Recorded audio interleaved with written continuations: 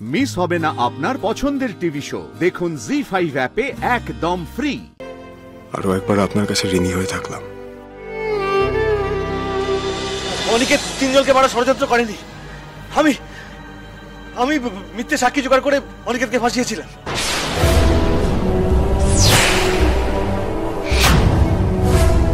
আমি আগেই জানতে পেরেছিলাম যে অনিকেত মল্লিক 17 তারিখ ইন্ডিয়া এসেছিল, আর আর মন্দারও সায়ন্তনকে মারেনি।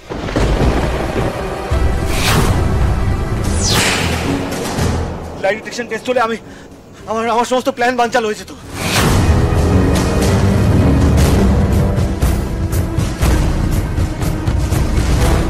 তাই আমি সায়ন্তনকে লুকিয়ে রেখেছি।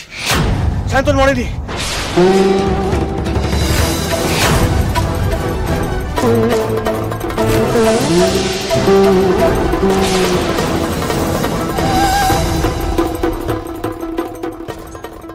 That's all, my lord.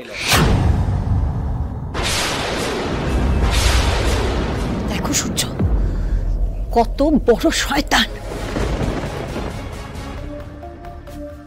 আমার ছেলেটাকে এইভাবে ফাঁসিয়েছে। ম্যাডাম, এত উত্তেজিত হবে না, সত্যিটা তো সবার সামনে প্রমাণ হয়ে গেছে। আপনি এবার একটু শান্ত হন। তোর কোনোদিনও ভালো হবে না রে ওরূপ।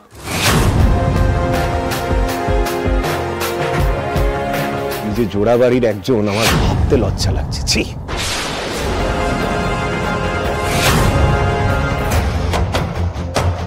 ছি অরু দাদা, ছি।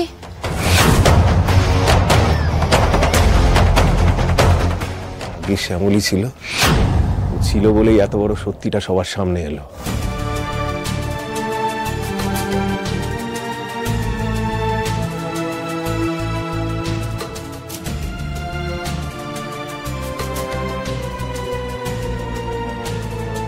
আপনি আবারও নিজের প্রাণের বাজি লাগিয়ে প্রমাণ জোগাড় করে আনলেন শ্যামলী। আরো একবার আপনার কাছে ঋণী হয়ে থাকলাম।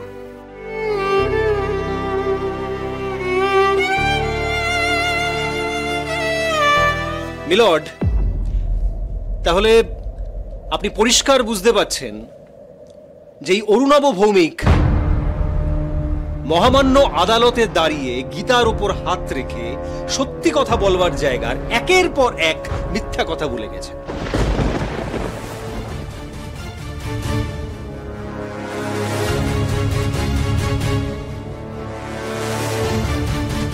একদিকে উনি যেমন মহামান্য আদালতের বহুমূল্য সময় নষ্ট করেছেন, তার সাথে সাথে আরেক দিকে আমার মক্কেল অনিকেত মল্লিকের ভাই কিঞ্জল মল্লিকের হত্যার মিথ্যা ষড়যন্ত্র রচনার আরোপ লাগিয়েছেন আমার এই মক্কেলের উপরে।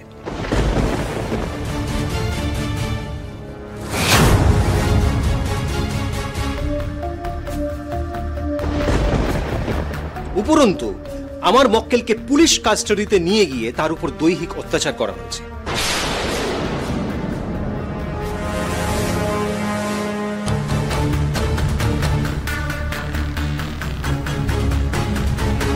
আপনি দেখতেই পাচ্ছেন আমার মক্কেলের চোখে, মুখে, দেহের বিভিন্ন স্থানে ক্ষতের দাগ রয়েছে।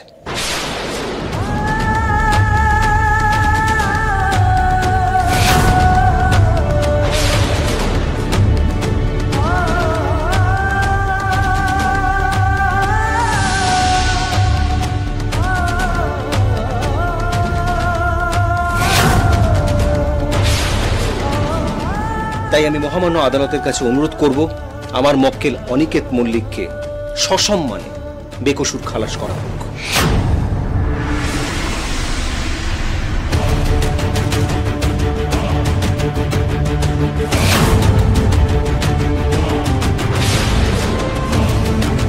ধর্মবতার, পুলিশ কাস্টাডিতেও যদি ম্যাজিস্ট্রেট উপস্থিত না থাকে তাহলে আসামির স্বীকারোক্তি কোর্ট গ্রাহ্য করে না। আর এখানে তো অরুণাভ ভৌমিক নিজে কোর্টে দাঁড়িয়ে বলছে যে তাকে প্রাণে মারার ভয় দেখিয়ে জোর করে এই মিথ্যে স্বীকারোক্তি নেওয়া হয়েছে। সুতরাং এই স্বীকারোক্তিরও কোর্টের কাছে কোনো মূল্য নেই। ধর্মাবতার, এই ভিডিওর ভিত্তিতে অরুণাভ ভৌমিককে দোষী সাব্যস্ত করা কোর্টের চরমতম ভুল হবে।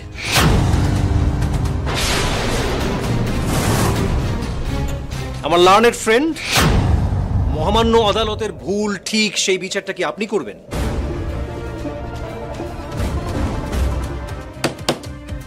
অর্ডার অর্ডার, আপনারা দুজনেই কোর্টের ডেকোরাম মেনটেন করুন। ধন্যবাদ। অরুণাভ বাবু, এই ভিডিও করার সময় আপনার সঙ্গে যা যা ঘটেছে সবটা আদালতকে খুলে বলুন। হ্যাঁ হ্যাঁ নিশ্চয়ই। ধর্মদার আমার সঙ্গে এরা যা যা করেছে না, তা মনে করলে আমার এখনো ভয় লাগছে, বিশ্বাস করুন। কিরকম একটা আমি ট্রমার মধ্যে চলে গেছি, মানে ওই ঘটনা মনে পড়লে আমার কিরকম ভয় লাগছে। আপনি ভাবতে পারবেন না এই ঘটনাটা কতটা নৃশংস, কতটা অমানবিক।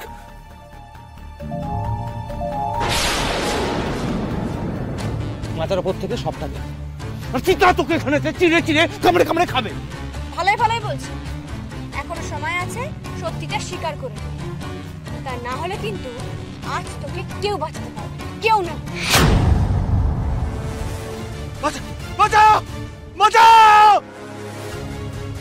বাঁচাও! এই কে কোথায় আছো? বাঁচাও আমাকে! এই বন্দার! আমাকে একটা গাছে বেঁধে রেখে রক্ত স্নান করিয়ে চিতাবাঘের মুখের সামনে ছেড়ে দিয়েছিল ওরা।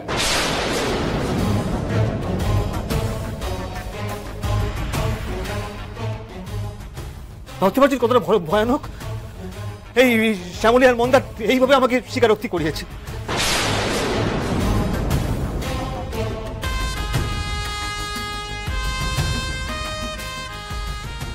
আপনি তো বুঝতেই পারছেন যে মানুষ প্রাণের ভয় সবকিছুই করতে বাধ্য হয়।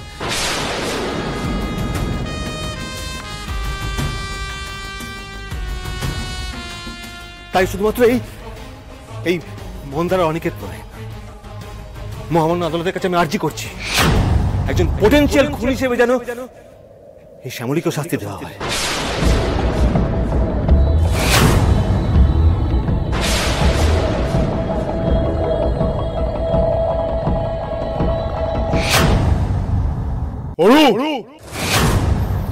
শ্যামলী সম্পর্কে একটা বাজে কথা বলে তো জিভ টেনে ছিঁড়ে দেবো আমি।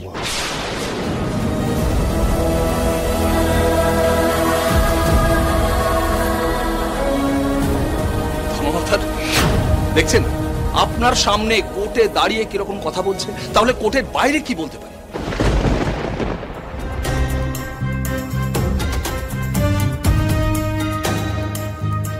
ধর্মবতার এরকম একজন অপরাধীকে কোনোভাবেই ছাড়া উচিত না।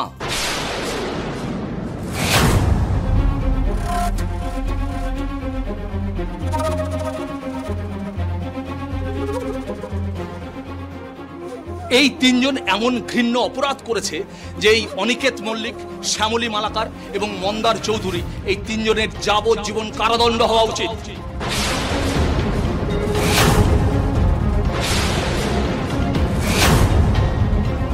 জি5 ডাউনলোড করুন আর সব এপিসোড দেখুন একদম ফ্রি।